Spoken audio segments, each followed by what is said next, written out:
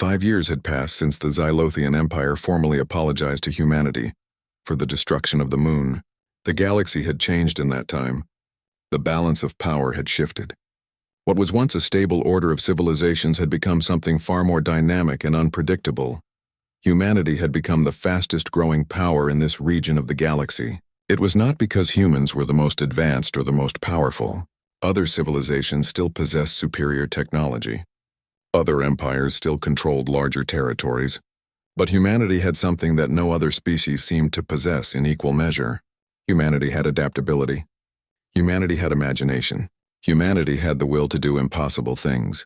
The human presence in space had grown beyond anyone's projections. Settlements now existed on every planet and moon in the solar system. Mining colonies operated in the asteroid belt. Research stations orbited the sun itself. Humanity had begun building generation ships, massive vessels designed to carry thousands of colonists to other star systems. Within another decade, humans would be leaving the solar system entirely, spreading out into the galaxy in search of new worlds. But this was not a story of pure triumph. This was a story of what happened when a species that had evolved on a death world met the vast emptiness of space. This was a story about what happened when survival instinct met infinite possibility. Commander Gregory Hayes had stepped down from his position as Supreme Military Commander.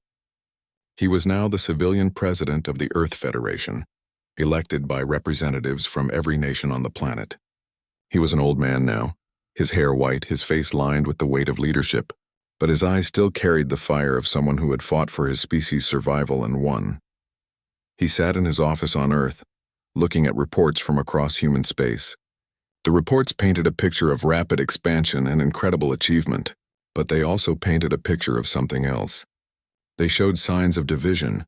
Not all humans agreed on the direction of humanity's future. Some wanted to focus on Earth, to preserve the homeworld as a memorial to the moon's destruction. Others wanted to rush into space as quickly as possible, abandoning Earth entirely.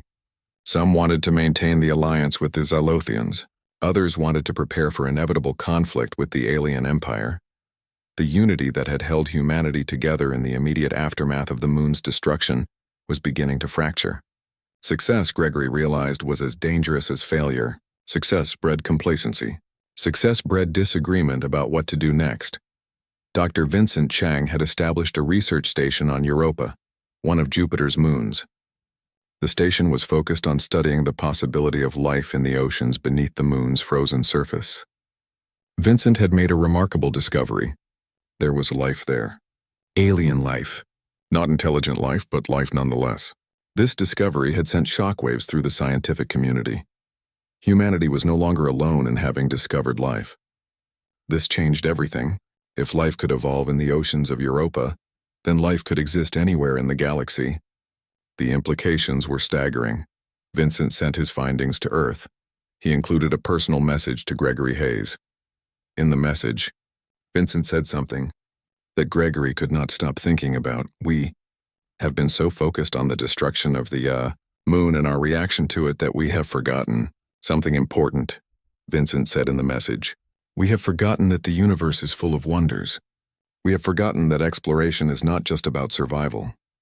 It is about discovery. It is about understanding. It is about becoming part of something greater than ourselves. The moon's destruction forced us to grow. But now we must grow for a different reason. We must grow because the universe demands it. We must grow because there is so much to learn. Maya Rodriguez had retired from active exploration. She had made one final journey, a circumnavigation of the solar system, visiting every human settlement and colony. She had seen what humans had built. She had seen the farms on Mars producing food for millions. She had seen the factories on the moon manufacturing spacecraft. She had seen the research stations pushing the boundaries of human knowledge. But she had also seen something that troubled her. She had seen the beginning of human arrogance. She had seen people beginning to treat space as something to be conquered and controlled, rather than something to be explored and respected. She had seen the first signs of the same mistakes that humanity had made on Earth being repeated in space. Maya requested a meeting with Gregory Hayes. They met in his office on Earth, in a room that looked out over a city that had been rebuilt after the tidal waves caused by the moon's destruction. We are making a mistake, Maya said without preamble. We are beginning to repeat the patterns that nearly destroyed Earth. We are beginning to compete for resources. We are beginning to form factions. We are beginning to forget what it means to be human. Gregory listened carefully. He had trusted Maya's judgment for 5 years. She had never been wrong before. What do you suggest? Gregory asked. I suggest, Maya said, that we establish a new organization. An organization dedicated to preserving human unity. An organization dedicated to reminding ourselves why we do this. We do this because we are Deathworlders. We do this because we survived when we should have died. We do this together or we do not do this at all. Gregory considered her words. He knew she was right. He had been feeling the fragmentation happening. He had been watching unity fracture into 1,000 different visions of humanity's future. What would you call this organization? Gregory asked. The Order of the Death World, Maya said. An organization of humans from every nation, every settlement, every colony, all dedicated to the principle that humanity is united, all dedicated to ensuring that the species that conquered the destruction of the moon does not destroy itself. The Order of the Death World was established 3 months later. Maya became its first leader. Members were recruited from every human settlement in space and from every nation on Earth.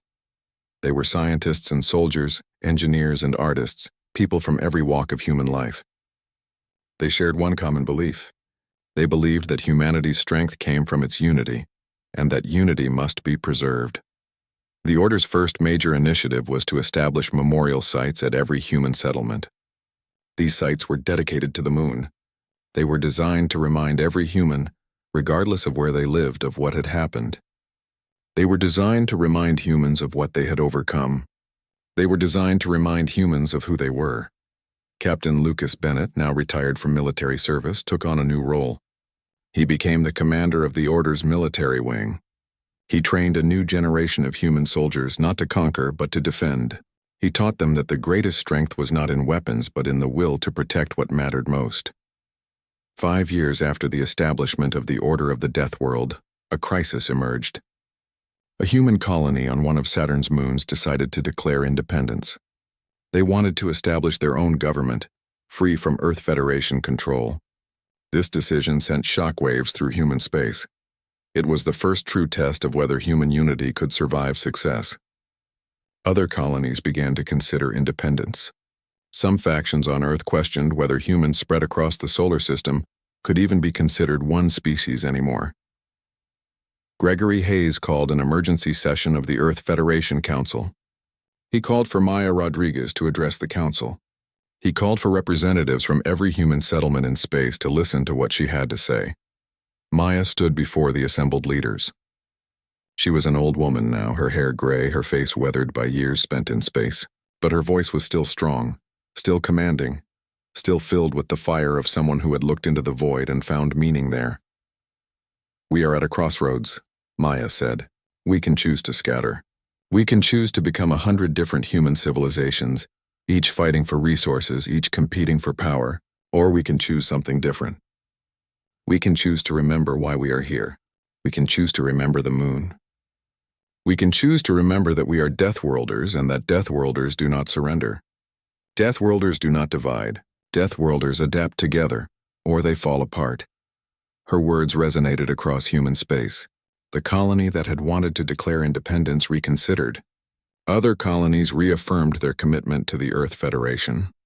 The crisis passed, not through force but through the reminder of who humanity was.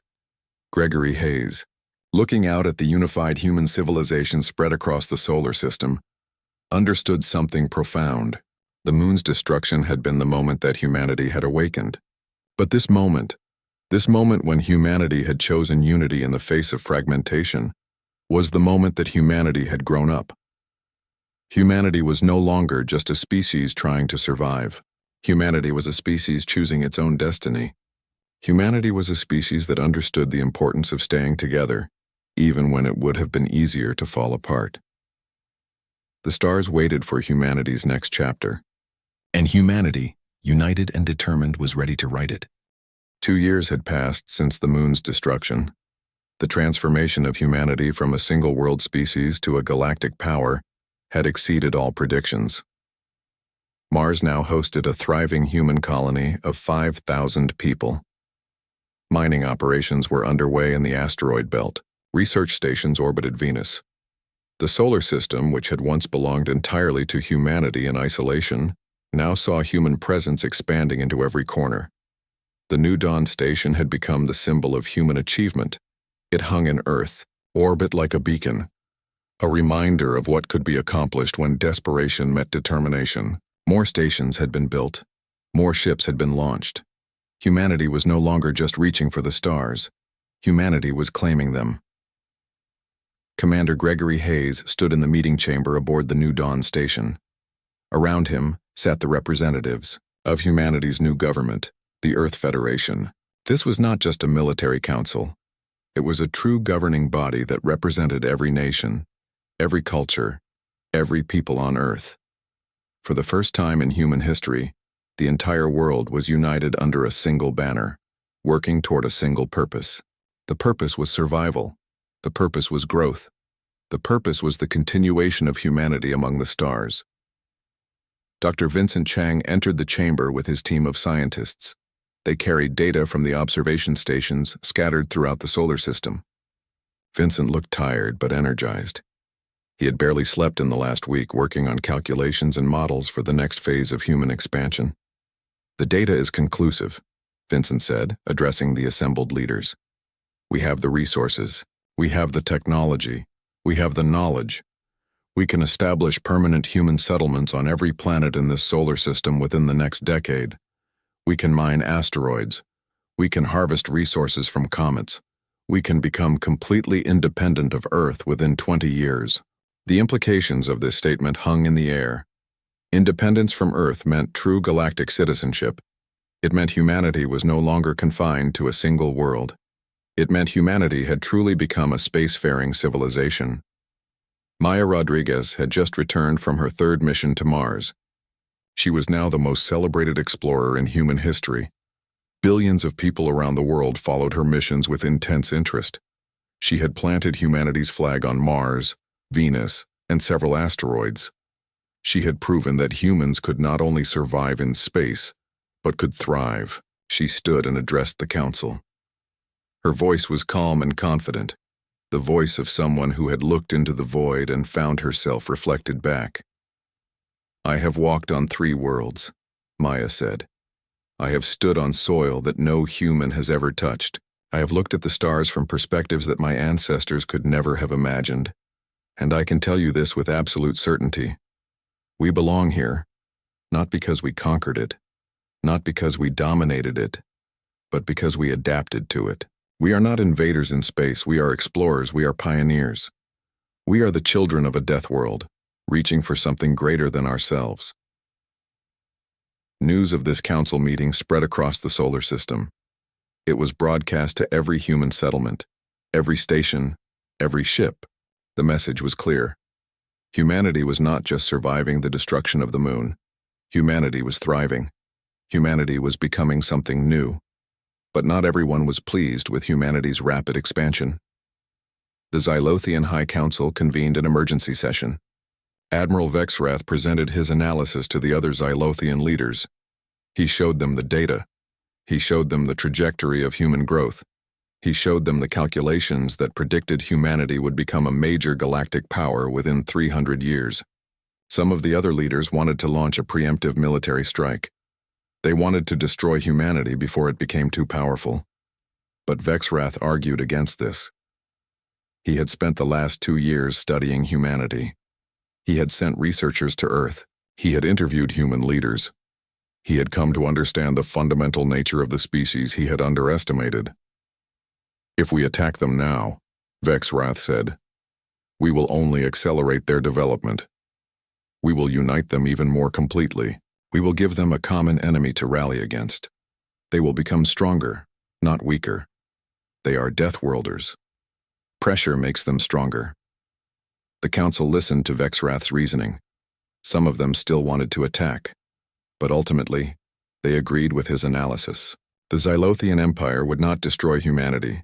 The Xylothian Empire would coexist with humanity. They would watch. They would wait. They would see what this remarkable species would become. 3 months later, the first official Xylothian embassy opened on Earth. An ambassador arrived with a delegation. The ambassador, a Xylothian named Solth, requested a meeting with the leaders of the Earth Federation, Gregory Hayes, Vincent Chang, Maya Rodriguez, and Captain Lucas Bennett, met with Ambassador Solth in HFY, a specially prepared chamber at the United Nations headquarters on Earth. The chamber had been designed to be comfortable for both humans and Xylothians. "I bring greetings from the Xylothian High Council," Solth said, his voice carrying formal tones. "The Council wishes to acknowledge the remarkable progress your species has made in the 2 years since the unfortunate incident with your moon." "Unfortunate incident," Vincent muttered under his breath. Gregory placed a hand on his arm to keep him quiet. "The Council," Solth continued, "wishes to propose a formal alliance. The Xylothian Empire and the Earth Federation would pledge mutual defense and cooperation. We would share certain technologies. We would collaborate on scientific research. In exchange, humanity would agree to certain trade terms and would respect established territorial boundaries within the galaxy." Gregory listened carefully. He asked questions. He consulted with the other leaders. Finally, he stood and offered his response. "We accept your proposal for an alliance," Gregory said. "But we have one condition. The Xylothian Empire must formally acknowledge that the destruction of the moon was an act of aggression. It must formally apologize to humanity. And it must provide reparations in the form of advanced technology and resources to assist in our continued expansion." Solth's crystalline skin flickered with what might have been surprise or amusement. It was difficult to read alien expressions. But the ambassador did not refuse the demand. Instead, he said he would present it to the High Council. 2 weeks later, the answer came back. The Xylothian Empire formally acknowledged that the destruction of the moon had been an act of aggression. They formally apologized. They provided the technological knowledge humanity requested. The alliance was formed. More importantly, something else happened. Other alien species who had been watching humanity's rise began to take notice. Some wanted to ally with humanity. Some wanted to trade. Some simply wanted to learn from the remarkable species that had managed to turn catastrophe into triumph. Humanity was no longer a lone species on a single world. Humanity had become a force in the galaxy. Humanity had become something that other civilizations had to account for. Maya Rodriguez stood on the observation deck of the New Dawn station one final time before she retired from active exploration. She looked down at Earth below. She could see the place where the moon should have been. She could see the empty space in the night sky. But she could also see something else. She could see the lights of human cities. She could see the lights of human spacecraft moving through space. She could see the result of what happened when a Deathworld species decided not to surrender. Gregory Hayes stood beside her. He had also come to say goodbye to active duty. He would spend his remaining years helping to govern the Earth Federation, to guide humanity's continued expansion, to ensure that the unity they had achieved was preserved and strengthened. "We did it," Maya said simply, looking out at the stars.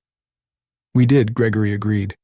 "We took the worst thing that could happen to us and turned it into the best thing that could happen. We took the destruction of the moon and transformed it into the birth of a new humanity." Vincent Chang joined them at the observation window. He too was stepping back from his active role, though he would continue to advise the human space program for the rest of his life. "You know what I think about most?" Vincent asked. "I think about that moment when Vexrath destroyed the moon. I think about how close we came to either extinction or permanent subjugation. But I also think about how that single moment awakened something in us that might have stayed dormant forever." They stood together in silence, looking out at the stars. Earth rotated below them, a blue and green marble of life and civilization. Humans were no longer confined to that single world. They were spreading through the solar system. They were establishing settlements on worlds that had never known life. They were becoming something new. The Xylothians had destroyed the moon thinking it would break humanity. Instead, they had awakened something far more powerful. They had awakened the potential of an entire species. They had awakened Deathworlders. And as humanity looked up at the stars, no longer held back by the moon or any other chain, they understood a fundamental truth. They were not victims of the moon's destruction. They were the architects of a new future. They were the builders of a new destiny. They were humanity unleashed, and the galaxy would remember the day that it made the mistake of underestimating them. 1 year had passed. The New Dawn station had expanded far beyond its original design. New modules had been added. Research facilities had been constructed. Habitation units had been enlarged to accommodate more personnel. The station now held 15,000 humans, and more were arriving every month. Dr. Vincent Chang walked through the corridors of the station. Around him, scientists from 100 different nations worked side by side. A Japanese researcher collaborated with a Brazilian engineer. A Chinese physicist consulted with an Indian mathematician. The barriers that had divided humanity for millennia seemed to have fallen away. They were all working toward the same goal now. They were all building humanity's future among the stars. But Vincent's mind was focused on something more immediate.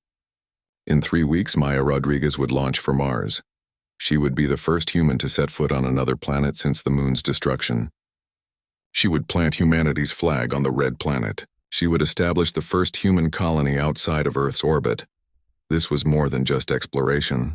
This was a statement. This was humanity declaring to the galaxy that it belonged among the stars.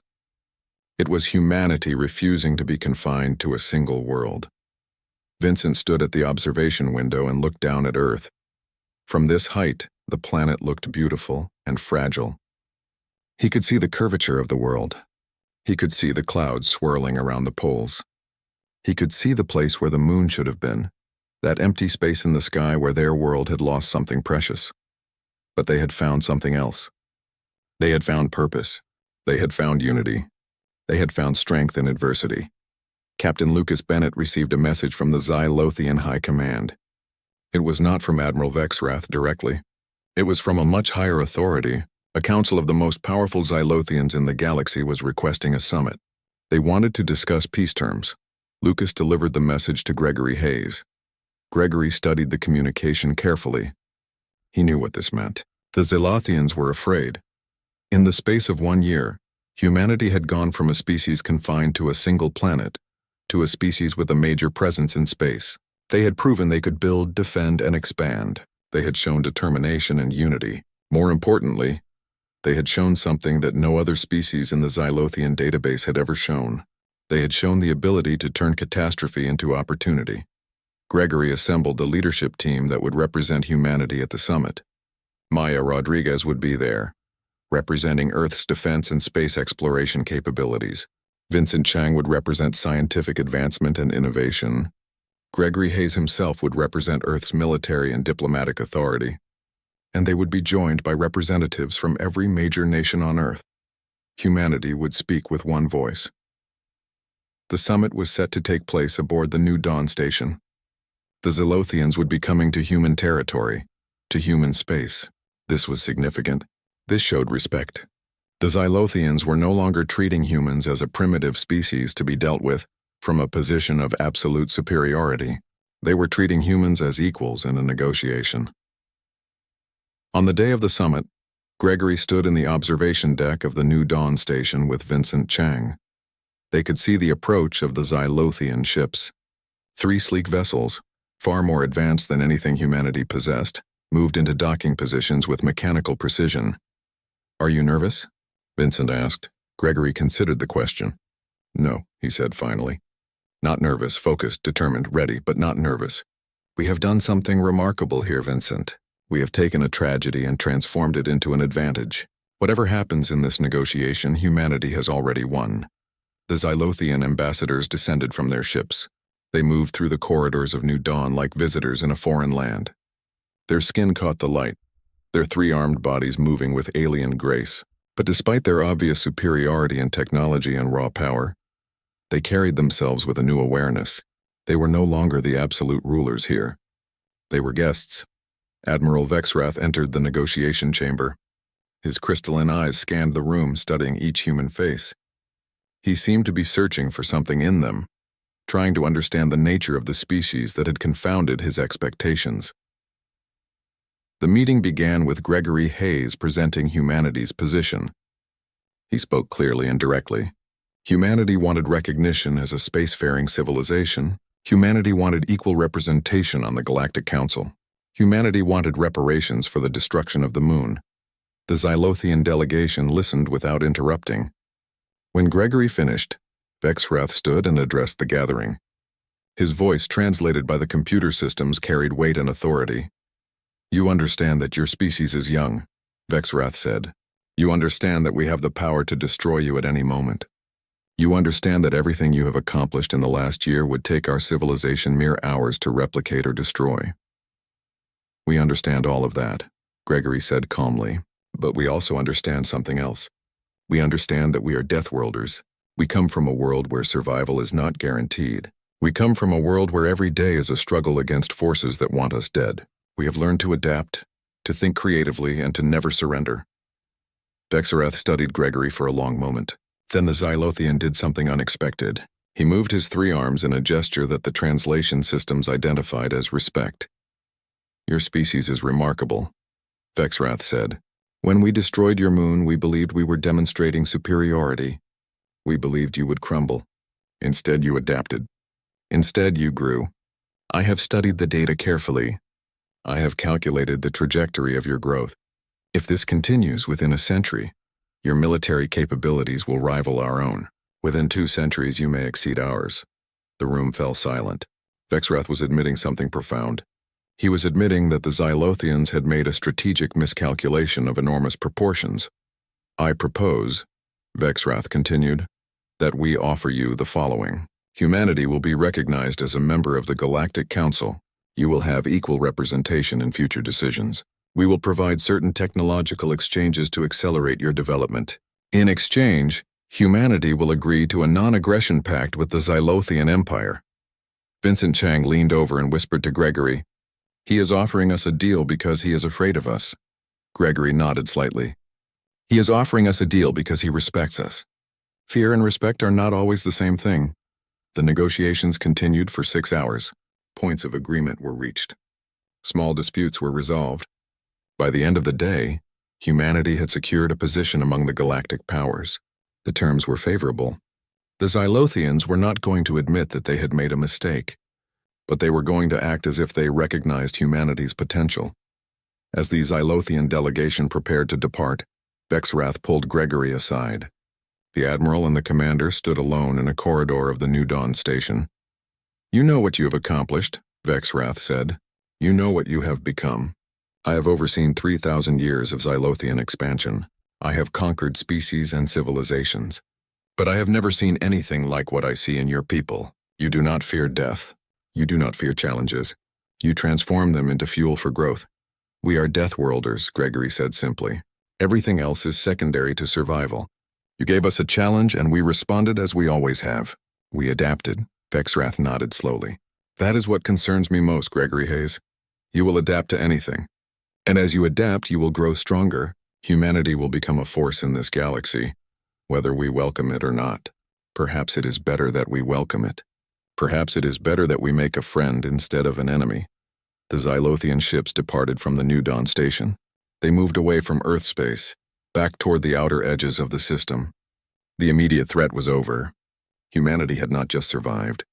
Humanity had triumphed. Maya Rodriguez stood at the observation window watching the Xylothian ships disappear into the distance. In a few weeks, she would launch for Mars. She would be the first human to set foot on another world. She would plant humanity's flag on red soil. She would begin the process of building a permanent human presence beyond Earth. She thought about everything that had brought them to this moment. The destruction of the moon. The moment when all of humanity had decided to rise up instead of fall down. The moment when they had chosen to build instead of surrender. The galaxy had no idea what it had created when it destroyed the moon. It had no idea that it had awakened something that could never be put back to sleep.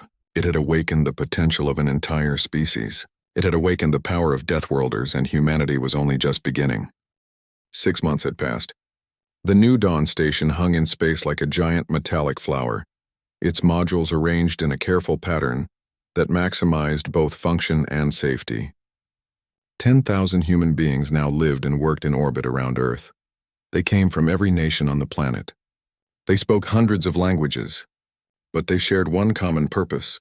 They were building the future. Captain Lucas Bennett commanded the Earth Defense Fleet. It was not a name that had existed before the moon's destruction. 6 months ago, humanity did not have a defense fleet. They had military aircraft and naval vessels, but nothing designed to protect humanity's interests in space. Now Lucas commanded 12 ships, hastily converted from commercial and military designs, armed with weapons that had been developed in secret by various nations' militaries for decades, but had never been deployed. The ships were not impressive by galactic standards. Lucas knew this. He had studied the reports of Xylothian warships. His vessels were slower, less heavily armored, and less powerful. But they were maneuverable, and they were crewed by humans who understood desperation. Desperation made people creative. Lucas was informed that 3 Xylothian warships had entered Earth's orbital space. This was not unexpected. The Xylothians had been making increasingly aggressive moves as they watched humanity's expansion into space. But this was the closest they had come. This was a clear message. This was the Xylothians showing their teeth. Lucas received orders from Commander Gregory Hayes, who now held the rank of Earth's Supreme Military Commander, a position that had been created specifically to coordinate humanity's response to the Xylothian threat. The orders were clear. Do not attack. Do not provoke. But prepare for anything. The Xylothians were testing humanity's resolve. Humanity would not flinch. Lucas maneuvered his fleet between the Xylothian ships and the New Dawn station. It was a bold move. A human captain placing his outnumbered vessels directly in the path of 3 alien warships was the kind of thing that got analyzed in military academies as either a brilliant tactical decision or a suicidal blunder. Time would tell which it was.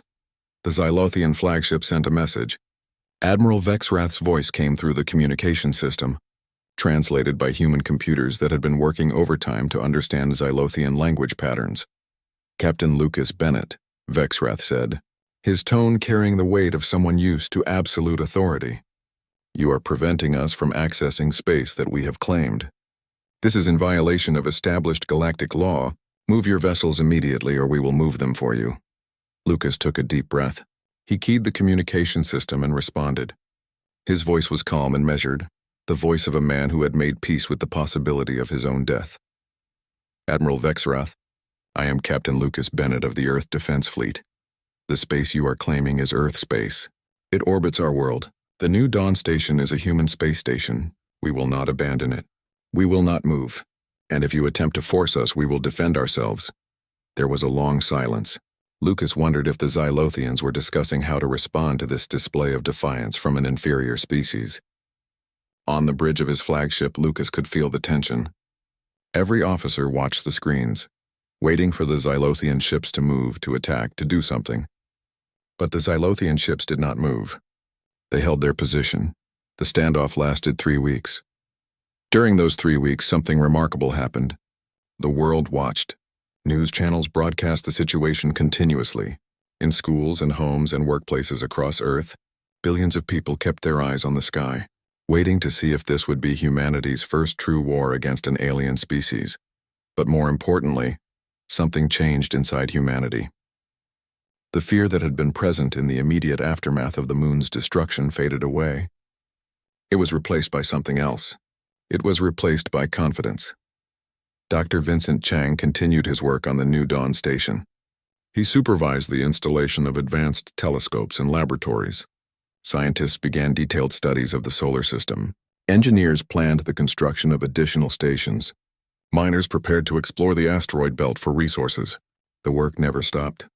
The Xylothians were watching, and humanity wanted them to see that destroying the moon had not slowed human progress. It had accelerated it. Maya Rodriguez had returned to Earth after her first space mission. She had brought back valuable data about the lunar debris field. But more importantly, she had brought back something else. She had brought back the confidence that came from standing in space and looking down at Earth. She had proven that humans could survive in the vacuum. She could tell others that it was possible. She was selected to lead humanity's first colony mission to Mars. A spacecraft was being prepared. In another year, humans would set foot on the Red Planet. It was an ambitious timeline, but humanity had learned something important in the last 6 months. Ambition was necessary for survival. Commander Gregory Hayes stood in the Crisis Command Center watching the standoff play out. He knew what was happening. The Xylothians were testing whether humanity would blink first. He had no intention of blinking. But he also had no intention of starting a war that humanity was not ready to fight. He placed a call to Admiral Vexrath. The call was routed through secure channels. When Vexrath answered, Gregory spoke directly and without ceremony. Admiral Vexrath, I am Commander Gregory Hayes, Supreme Military Commander of Earth. I understand you and I have a disagreement about space usage. I would like to propose a solution. We will continue our activities in near-Earth orbit. You will continue your operations outside of our space. Neither of us will interfere with the other. If this arrangement does not work for you, then we can discuss other options. Vexrath was silent for a long moment. Gregory waited. He had learned that Xylothians used silence as a negotiation tactic. They expected it to make their opponents uncomfortable. But Gregory had learned something about humans as well. Humans had been dealing with uncertainty and danger since before they could speak. A little silence did not make them nervous. Finally, Vexrath spoke. What you are doing is remarkable, Gregory Hayes, I will admit that. Your species is adapting faster than my analysis predicted. But you must understand something. You are still far weaker than us. This display of defiance is impressive, but it will not protect you if we decide to end this experiment. I understand that, Gregory said calmly. But I also know something about my species, Admiral. We are Deathworlders. Everything on our world is designed to kill us. We have survived ice ages. We have survived meteor strikes. We have survived diseases and predators and each other. We do not break under pressure. We adapt. You destroyed our moon because you thought it would weaken us. Instead, you strengthened us. And now you are wondering if you made a mistake. Vexrath did not respond to this observation, but after another moment of silence, he gave the order. The 3 Xylothian warships slowly moved away from Earth's orbital space. The standoff was over. Lucas Bennett received the order to stand down his fleet. He watched as the Xylothian ships retreated. He did not feel victorious. He felt something more complex. He felt as though humanity had crossed a threshold. The Xylothians had tested them and they had not broken. The Xylothians had expected humanity to surrender or retreat, and instead they had held their ground. That night, broadcasts went out across the world. Every news channel, every communication platform, every method of sharing information that humanity possessed carried the same message. The Xylothians had backed down. Humanity was no longer just surviving. Humanity was refusing to be intimidated. In his quarters on the New Dawn station, Vincent Chang looked down at Earth. The planet that had been his home all his life looked smaller now, seen from this distance. But it also looked more precious. It looked like something worth fighting for. It looked like something worth building a future for. The standoff with the Xylothians had demonstrated something that would become a defining characteristic of human space exploration. Humans did not negotiate from a position of fear. Humans negotiated from a position of determination. They looked at the impossible and asked how to achieve it instead of accepting that it was impossible. The galaxy was beginning to understand that it had made a terrible mistake when it had allowed the Xylothians to destroy the moon. Because with that single act, they had awakened something that was far more dangerous than any weapon. They had awakened human ambition. 3 weeks had passed since the moon vanished from Earth's sky. The initial panic had given way to something far more dangerous. It was not chaos. It was focus. In the rubble of what had once been New York City, Maya Rodriguez stood among the debris. She was an officer in Earth's Special Operations Division, and her team had been searching through the wreckage for something specific. They were looking for evidence. They were looking for proof of who had destroyed the moon. The Xylothians had not been subtle about it. Their weapon had left traces. Advanced technology always did. Maya's team consisted of scientists and military experts who had been trained to recognize alien technology. It took them 2 weeks, but they found it.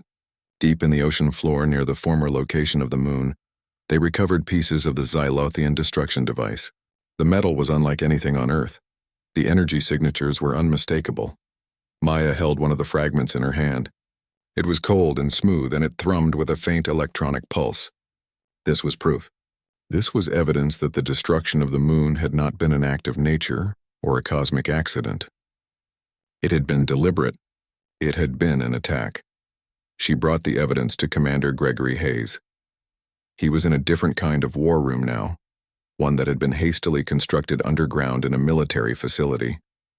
Around him, representatives from every major nation on Earth sat at a long table. They had been meeting continuously for 3 weeks, discussing how humanity should respond to this catastrophe. The news that the destruction was deliberate hit them like a second wave of destruction. Not all of them understood the implications immediately. Some wanted to launch a military response right away. Others called for diplomacy. But Maya stepped forward and did something that would change the course of human history. She asked to broadcast her findings to the entire world. Within hours, Maya was standing in front of cameras. She held the Xylothian fragment up to the light so everyone could see it. Her voice was calm and steady as she explained what it was, where it came from, and what it meant. She did not need to shout. She did not need to incite anger. The simple truth was enough. The moon was not destroyed by an accident, Maya said, looking directly into the camera. It was destroyed by the Xylothian Empire. They sent us a warning, but it was intercepted and lost. They gave us no second chance. They gave us no choice. But now we have one. The reaction across the globe was immediate and profound. The revelation that an alien species had deliberately destroyed Earth's moon unified humanity in a way that nothing else ever had. Religious differences seemed insignificant. Political disagreements faded into the background. In Africa, South America, Asia, Europe, and everywhere else, people looked up at the starless night sky and felt the same thing. They felt wronged. They felt determined, but it was not anger that drove the response. It was something deeper and far more sophisticated. It was the collective will of an entire species that had faced extinction before and survived. Dr. Vincent Chang was one of the world's leading astrophysicists. Before the moon's destruction, he had been a respected scientist, known for his theories about space exploration. Now he was something more. He was the architect of humanity's response. In a laboratory in Geneva, Switzerland, Vincent stood before a holographic model of the debris field where the moon had once been. The destruction had created millions of pieces of lunar rock floating in orbit around Earth. It was a catastrophe. But Vincent saw it differently. He saw raw materials. He called Commander Gregory Hayes and asked for a meeting. Within 24 hours, he was presenting his ideas to the world's leaders. His proposal was ambitious, perhaps impossible, but it was also brilliant. "We can build a space station," Vincent explained, his hands moving as he gestured at the holographic display. "We can use the moon's debris to construct it. We can create something that has never existed before, a true human presence in space, a launching point for our expansion into the solar system. The station would be massive. It would house 10,000 people. Scientists, engineers, military personnel, and support staff would live and work in space. It would be called New Dawn. It would be humanity's first real foothold among the stars." The world's leaders listened to Vincent's proposal. They asked questions. They debated, but in the end they agreed. The resources were allocated. Governments that had been rivals for centuries now worked together. The United Nations, which had been struggling for relevance for years, suddenly became the center of human cooperation and coordination. Construction began within weeks. Rockets launched from every major space-capable nation. Materials were transported to orbit. Robotic arms, controlled by engineers on Earth, began assembling the station piece by piece. It was the most ambitious project humanity had ever undertaken, but the Xylothians were watching. On Orbital Platform 7, Admiral Vexrath received reports about human activity in space. At first, he dismissed it as insignificant. Humans were primitive beings with limited space technology. They could pose no real threat. But as the reports continued, he began to wonder. A station was being built from lunar debris. Thousands of humans were being sent into space. They were beginning to explore. They were beginning to reach outward. Vexrath called Commander Salth into his office. The younger Xylothian stood at attention, waiting for orders. "What do you make of this human activity?" Vexrath asked, gesturing at the data on his screen. Salth studied the information carefully. "They are adapting," he said finally. "We destroyed their moon, and instead of collapsing into chaos, they are building something new." "It is unexpected," Vexrath nodded slowly. He did not yet understand the implications of what he was seeing. He did not yet grasp that humanity was not a species that broke under pressure. He did not understand that pressure was what made humans stronger. Back on Earth, Maya Rodriguez had been selected to command the first deep space mission. She would lead a team of scientists and explorers to investigate the debris field and to begin establishing a permanent human presence in space. She stood in the launch facility, looking up at the massive rocket that would carry her team beyond Earth's atmosphere. Gregory Hayes stood beside her. He placed a hand on her shoulder. "You understand what this means?" he asked. "Once you leave this planet, humanity is no longer earthbound. We become something new." Maya looked at him and smiled. "We became something new the moment they destroyed the moon," she said. "We just needed to figure out what." The countdown began. The engines roared to life, and humanity reached for the stars with a determination that had been forged in catastrophe and was tempered by the knowledge that they had nothing left to lose, but everything to gain. As the rocket pierced the sky, leaving Earth's atmosphere behind, Maya could see the curved horizon of her world below. She could see the places where tidal waves had struck. She could see the scars left by the moon's destruction. But she could also see something else. She could see potential. She could see a future that extended beyond Earth's boundaries. The Xylothians had made their move. They had destroyed the moon, thinking it would break humanity. Instead, they had awakened something far more formidable. They had awakened a species that knew how to survive. They had awakened a species that knew how to adapt. They had awakened Deathworlders, and the galaxy would never be the same. The Xylothian Empire had ruled the stars for over 3,000 years. Their ships moved through space with the precision of clockwork. Their technology bent the laws of physics to their will. They were the supreme power in this corner of the galaxy, and every other species knew it. But supreme power often made beings careless, and the Xylothians were about to make the greatest mistake of their civilization. Deep in the command center of the orbital platform 7, which hung above Earth like a mechanical moon, Admiral Vexrath stood before the observation window. His species looked nothing like humans. Vexrath had 3 arms, crystalline skin that caught the light in rainbow colors and eyes that could see into the infrared spectrum. To his right stood Commander Salt, a younger Xylothian who handled logistics for the outer territories. The problem was simple, Vexrath explained. Earth's moon sat directly in the path of the new hyperspace corridor they were building. This corridor would connect the Xylothian Empire's eastern territories to their western holdings, cutting travel time in half. But the moon was in the way. The Xylothians had sent official warnings through diplomatic channels 2 months ago. They had notified Earth's governments that the moon would be removed. Salt checked the records. The message had been sent through the proper channels. What the Xylothians did not know was that something had gone very wrong with that message. An outdated Earth satellite abandoned in orbit decades ago had intercepted the communication. This satellite had been the target of a rogue artificial intelligence that a group of Earth hackers had created in 2019 and then lost control of. The AI had corrupted and scrambled the message beyond recognition. By the time Earth's governments received it, they thought it was a hoax, a prank by an extremist group or perhaps a spy trying to sow panic. The warning had been dismissed. Now at the Galactic Council's command, the Xylothians prepared to proceed. Vexrath gave the order. Deep in the space between Earth and its moon, an enormous destructive device assembled from Xylothian technology activated. The device had been designed to carefully disintegrate large celestial objects. It had been tested on asteroids and smaller moons dozens of times.